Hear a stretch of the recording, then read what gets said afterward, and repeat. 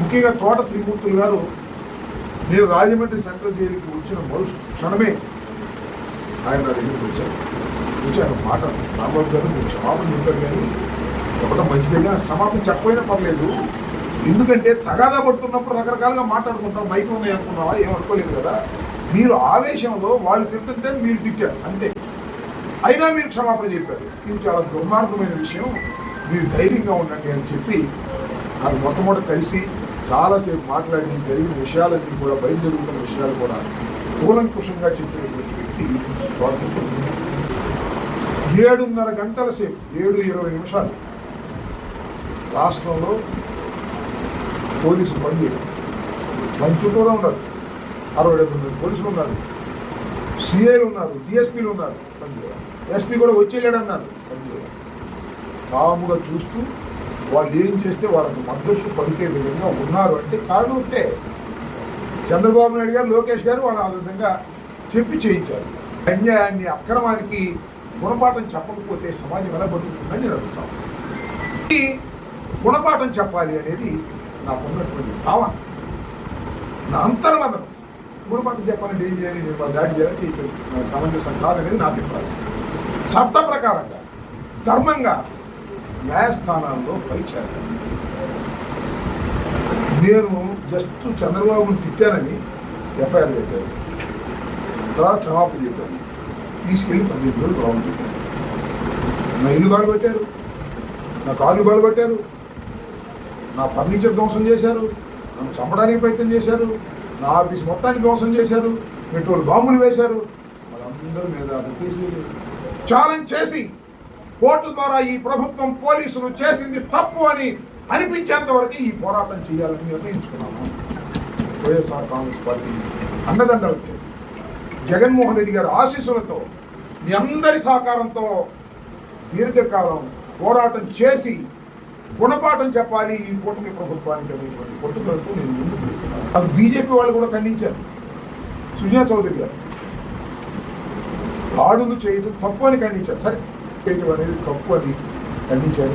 నారాయణ గారు ఖండించారు. సిపిఐ, తెలుగుదేశంలో ఉన్నవాళ్ళు నాకు ఫోన్ చేసి రాంబాబు గారు మా వాళ్ళు చేసిన అన్యాయం కానీ మేము మాట్లాడలేము బయటకు వచ్చాము అని నాకు ఫోన్ చేసి మద్దతు ఇచ్చారు. జనసేనలో ఉన్నవాళ్ళు మద్దతు ఇచ్చారు. ఎందుకంటే జరిగింది అన్యాయం.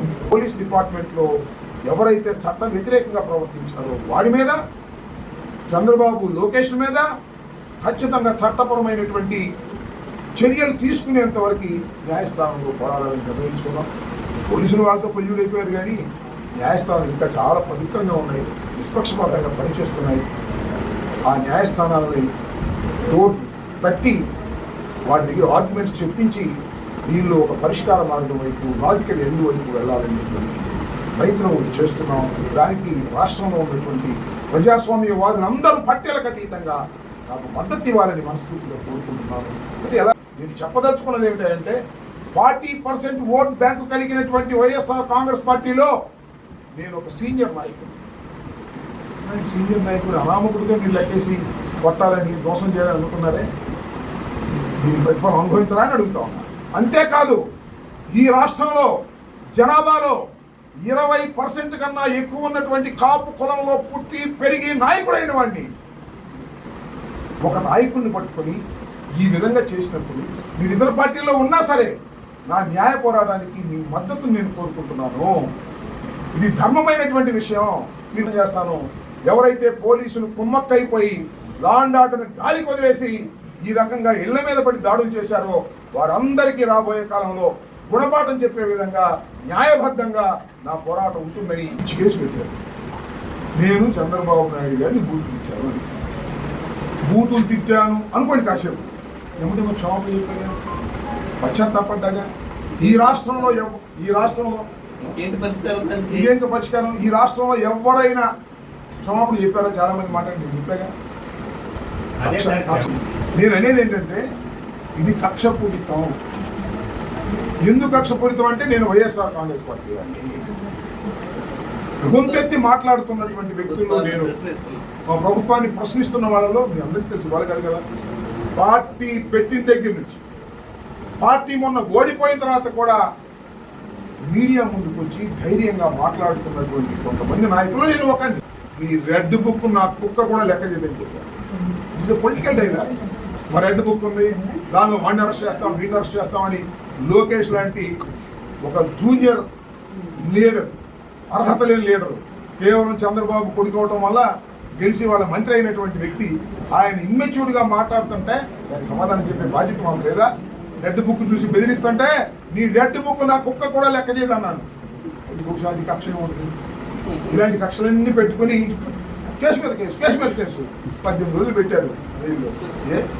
పెట్టి ఏం చేయగలిగారు? 36 కేసులు పెట్టారు. ఈ రాష్ట్రంలో 36 కేసులు పెట్టారు నా మీద. రాంబాబు క్యారెక్టర్ తెలిసేది కాదని మనం చేస్తున్నాం. సుదీర్ఘకాలం రాజకీయాల్లో ఉన్నటువంటి వ్యక్తిని మర్రి చెన్నారెడ్డి గారు ముఖ్యమంత్రిగా మొదటి ప్రమాణ స్వీకారం చేసిన తర్వాత, రెండోసారి ప్రమాణ స్వీకారం చేసిన తర్వాత మొదటిసారిగా శాసనసభకు వెళ్ళిన వాడిని, ఎంతో మంది నాయకులతో పరిచయం ఉన్నటువంటి వ్యక్తిని, రాజశేఖర రెడ్డి గారితో పాటు నడిచినటువంటి వ్యక్తిని, రాజశేఖర రెడ్డి గారు మరణించిన తర్వాత జగన్మోహన్ రెడ్డి గారి వెంట నడుస్తున్నటువంటి వ్యక్తిని నన్ను ఆహ్వానించి శాలువ వేసి పూలగుచ్చి ఇచ్చారు. నేను జైలుకి వచ్చానండి, నేను పదవితో రాలా.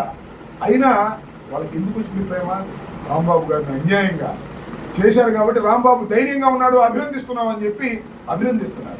ఆవేశంలో వాళ్ళు బూతులు తిరుగుతుంటే నేను కూడా ఆ మాటలు మాట్లాడాను. మరుక్షణమే నేను రియలైజ్ అయ్యాను. మరుక్షణమే ఇంటికి రాగానే రియలైజ్ అయ్యాను. సాయంత్రం మీడియాని పిలిచి చెప్పాలి అని అనుకున్నాను. ఈ లోపల కొంతమంది ఫోన్లు చేశారు. మిత్రుడు ఉన్నాడు, యారా మిత్రుడు, ఏంట్రా ఇప్పుడు అట్లా మాట్లాడవు కదా, ఎందుకు మాట్లాడాలంటే అరే సాయంత్రం నేను క్షమాపణ చెప్తున్నారా, పొరపాటు అయిపోయినాను. ఇంకొక తెలుగుదేశంలో ఉన్నటువంటి నాయకుడు నాకు ఫోన్ చేశాడు. ఏంటి రాంబాబు గారు మీరు ఎప్పుడు మాట్లాడతారు, ఆళ్ళు మాట్లాడతారు కానీ అన్నారు. సార్ సాయంత్రం కాసేపు అని చెప్పబోతున్నాను సార్ అన్న. తర్వాత సజ్జల రామకృష్ణ గారు ఫోన్ చేసి రీజెంట్ ఇచ్చేవా దానికి అన్నాడు. ఇవ్వబోతున్నాను సార్ అలా. ఇవన్నీ పక్కన పెట్టండి. నేనుగా రియలైజ్ అయ్యి నా అంతరాత్మ ప్రబోధన మేరకు చెప్పిన మాటే తప్ప చెప్పేంతవరకు నన్ను నిద్రపడలేదు. తప్పు చేశాను. ఎందుకంటే మీరు ఎన్నో ప్రెస్ మీట్లు చూశారు నన్ను, ఎక్కడ తూలి మాట్లాడు. ఇందాక నా ఆవేశం అంటే ఆవేశం ఉంటుంది నాకు. నిజాయితీగా ఉండేవాడికి ఆవేశం ఎప్పుడు ఉంటుంది.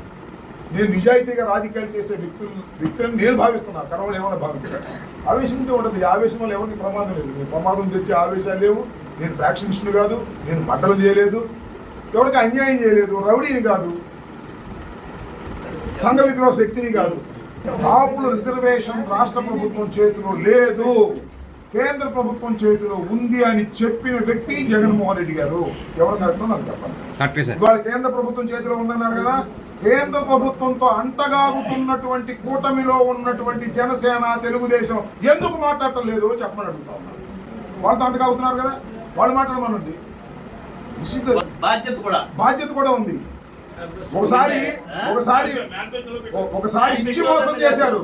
ఇది కేంద్ర ప్రభుత్వం చేయవలసింది, రాష్ట్ర ప్రభుత్వం చేతిలో లేదని స్పష్టంగా చెప్పిన మగాడు జగన్మోహన్ రెడ్డి గారు. గుర్తుపెట్టుకోండి. మోసం చేసినోడు చంద్రబాబు నాయుడు. అదే జగన్మోహన్ రెడ్డి గారు చెప్పినటువంటి విషయం ఏ సందర్భంగా అంటే, ఎన్నికల్లో మన ముందుకు వచ్చి ఓట్లు అడిగేటువంటి సందర్భంగా చెప్పినటువంటి వ్యక్తి. మేము కలిసి ఉండటం ద్వారా మాకు బలం చేకూరింది. కష్టకాలం ఉన్నప్పుడు, నా కష్టం వచ్చినప్పుడు త్రిమూర్తులు గారు నాకు మద్దతుగా ధైర్యాన్ని ఇచ్చాడు, జైలుకి వచ్చి ధైర్యాన్ని ఇచ్చాడు. దానికి ధన్యవాదాలు చెప్పేటటువంటి కార్యక్రమం. ఆయనకి ఏదైనా కష్టం వస్తుంది, మేము రాము, వస్తాం. అది ఇంకోటి అడవాల్సిన అవసరం లేదు. కానీ దీనికి బుద్ధి చెప్పే కార్యక్రమంలో బలం కూడా, పార్టీ కూడా, న్యాచురల్గా ఉండేటటువంటి ప్రజలు కూడా సహకరించాలని కోరుకుంటున్నాను. ఎందుకంటే ఒక కులాహంకారంతో చేశారనేటువంటిది వాళ్ళ స్పష్టంగా అర్థమవుతుంది. యాక్షన్ అండ్ రియాక్షన్ అంతే. Sir last okay sir.